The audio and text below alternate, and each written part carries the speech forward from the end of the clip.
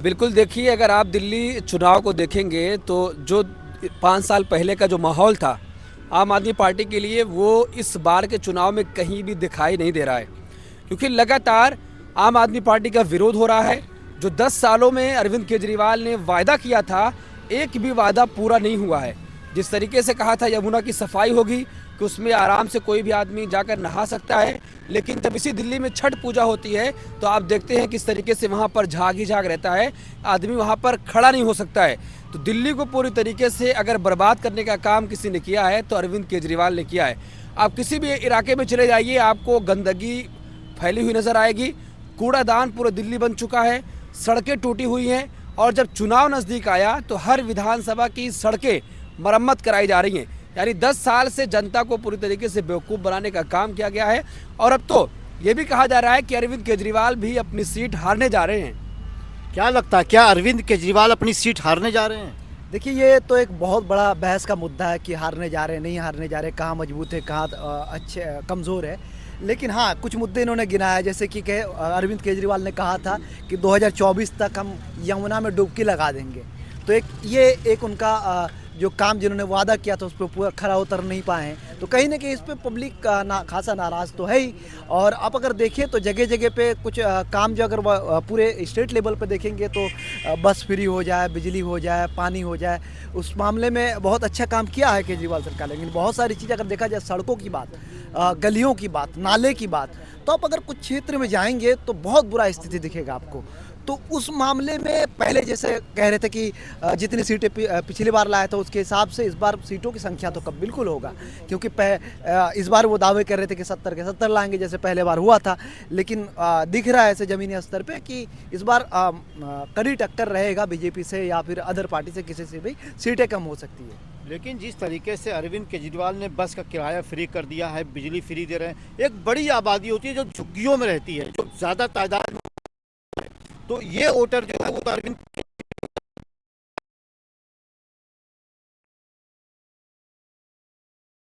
तो क्या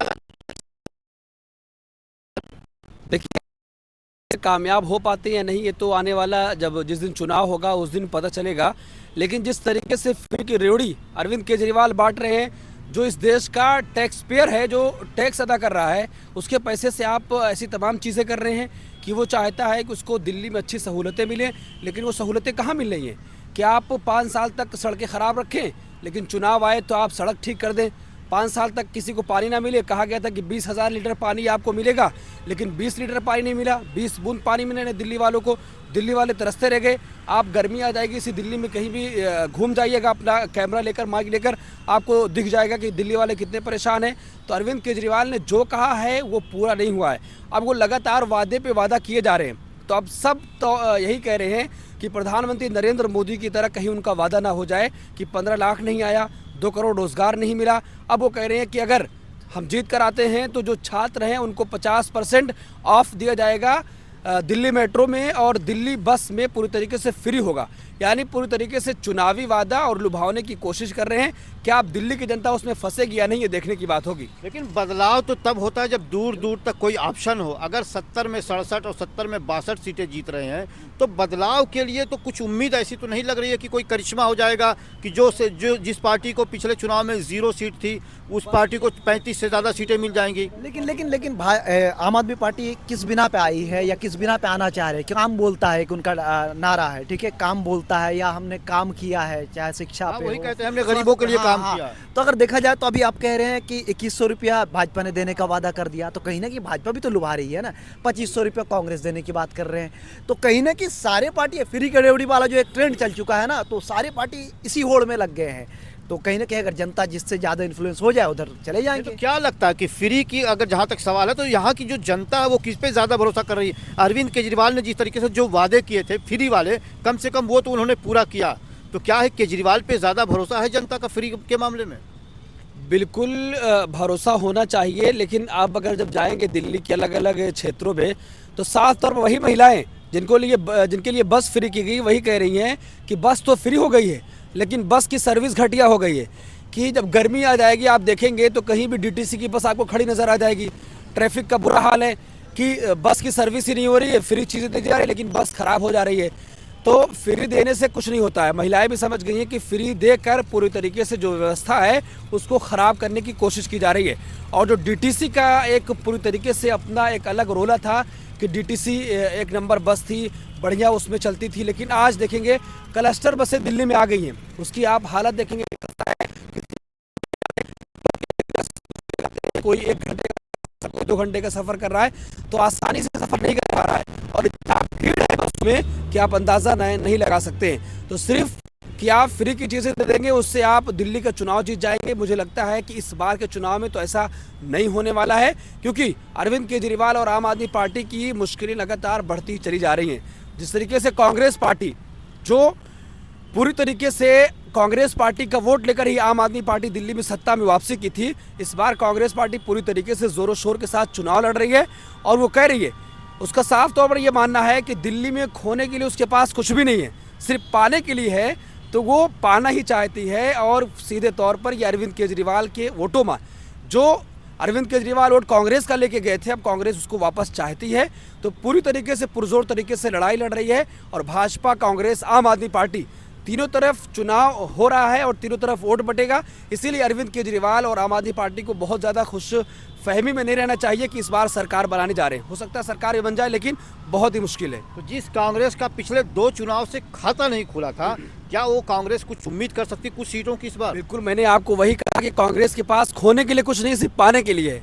और अभी जो खबर आ रही है कि राहुल गांधी की 18 विधानसभा में पद यात्रा होगी, यानी उन्होंने सिर्फ 70 में से 18 विधानसभा को चिन्हित कर लिया है कि इन्हीं 18 विधानसभा में चुनाव लड़ना है, और इन्हीं 18 में से कम 5 या 10 में जीत दर्ज करनी है।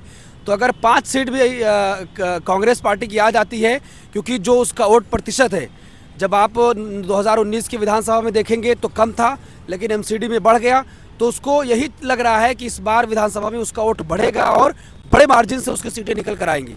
अच्छा, कई कांग्रेसी हमें मिले, वो काफ़ी अति उत्साहित जिसे कहते हैं थे कि बिना हमारे इस बार दिल्ली में सरकार नहीं बनेगी। क्या ऐसा लग रहा है कि कांग्रेस की डबल डिजिट में सीटें आ सकती है क्या दिल्ली में? देखिए, सीटें कितनी लाएगी नहीं लाएगी ये कहा नहीं जा सकता, लेकिन हाँ, वोट परसेंटेज कांग्रेस के बढ़ने जा रहा है। क्योंकि अब पिछले चुनाव में देखिए 2020 वाले, तो उसमें परसेंटेज बिल्कुल मतलब न्यूनतम स्तर पे आ गया था, मतलब ख़त्म के कागार पे था। लेकिन इस बार कांग्रेसी कार्यकर्ता हो या नेता हो, वो जोर शोर लगा रहे हैं, और कहीं ना कहीं आम आदमी पार्टी को भी डैमेज करने की कोशिश कर रहे हैं। सीटों कहीं भी देखिए, चाहे कालका जी सीट ले लीजिए, कोई भी ऐसे हॉट सीट ले लीजिए जहाँ पे एक बढ़िया कैंडिडेट है आम आदमी पार्टी का, वहाँ पे एक बेहतरीन कैंडिडेट कांग्रेस डालने की कोशिश कर रहे हैं। मतलब वो चाह रहे हैं कि आम आदमी पार्टी कमज़ोर हो जाए, और कहीं ना कहीं मेरे जो वोट खिसका था आम आदमी पार्टी की तरफ, वो हमारे तरफ दोबारा आ जाए, और कहीं ना कहीं हम भी सत्ता में मतलब भागीदार बने रहें। अच्छा, हम जहां खड़े हैं इस वक्त सटी हुई 3 सीटों की बात करेंगे, कालका जी की, ओखला की और बदरपुर की। तो क्या लगता है, ओखला में जिस तरीके से पिछले 2 चुनाव से अमानतुल्लाह खान एकदम आराम से जीत रहे थे, बड़ी मार्जिन से जीत रहे थे, इस बार अगर अरीबा खान को कांग्रेस ने टिकट दिया है तो अरीबा खान कुछ डैमेज कर रही हैं या नहीं कर रही हैं? और अगर हम कालका जी की बात करें तो जिस तरीके से आतिशी हैं, अलका लांबा हैं और रमेश बिदुड़ी हैं, तीनों बड़े नाम हैं, इसमें कोई शक नहीं है। इसमें वहाँ क्या होने वाला है? और बदरपुर में कहा जा रहा है कि राम सिंह नेताजी का रास्ता कहीं ना कहीं साफ है। तो क्या तीनों सीटों का क्या समीकरण है? बिल्कुल, अगर आप ओखला की बात करेंगे तो साफ तौर पर जो पहला चुनाव अमानतुल्लाह खान यहाँ जीता था वो अरविंद केजरीवाल की लहर में, और दूसरा चुनाव जो वो जीत कर आए वो पूरी तरीके से एक आंदोलन शाहीन बाग में खड़ा हुआ था। उस आंदोलन के नाम पर लोगों ने सिर्फ ये कहा कि कोई और जीत सकता है, इसीलिए अमानतुल्लाह खान को जितवा दिया जाए। अब ये तीसरा चुनाव है, तो पूरी तरीके से कांग्रेस पार्टी ने एक ऐसी लेडी को चुनाव दिया है, जो टिकट दिया है, जो पार्षद यहाँ से हैं, और आम आदमी पार्टी का पार्षद यहाँ पर था, तो पार्षद को हराकर वो पार्षदी का चुनाव जीती हैं। अब उनको विधायकी का टिकट मिला है, तो साफ तौर पर अमानतुल्लाह खान के लिए एक बड़ा चैलेंज है, और अमानतुल्लाह खान को कहीं ना कहीं ये डर भी सता रहा है कि अरीबा यहाँ से चुनाव आसानी से जीत सकती हैं, क्योंकि दोनों बार परिस्थितियाँ अलग थी और इस बार परिस्थिति बिल्कुल अलग है। 10 सालों में अगर आप जाएंगे ओखला विधानसभा में, आपको कहीं भी विकास नज़र नहीं आएगा। रोड टूटे पड़े हैं, कूड़ेदान पूरा ओखला बना हुआ है, जगह जगह गंदगी है, नाले की सफाई नहीं हो रही है। जो कुछ काम करना था या जो कुछ पैसा सरकार से मिला था, जो फंड रिलीज़ हुआ था, अमानतुल्लाह खान उसको भी पूरा यूज़ नहीं कर पाए, और अब खबर आ रही है कि उस पैसे को उन्होंने वापस कर दिया है। तो आप अंदाज़ा लगाइए कि 10 साल विधायक रहने के बाद आप विधानसभा का ऐसा हाल कर दिए कि आप काम ही नहीं करा पाए, पैसा वापस करना पड़ा। सरकार आपकी थी, आप चाहते तो और ज़्यादा काम करा सकते थे। इसीलिए ओखला में इस बार कांटे की टक्कर आपको देखने को मिलेगी।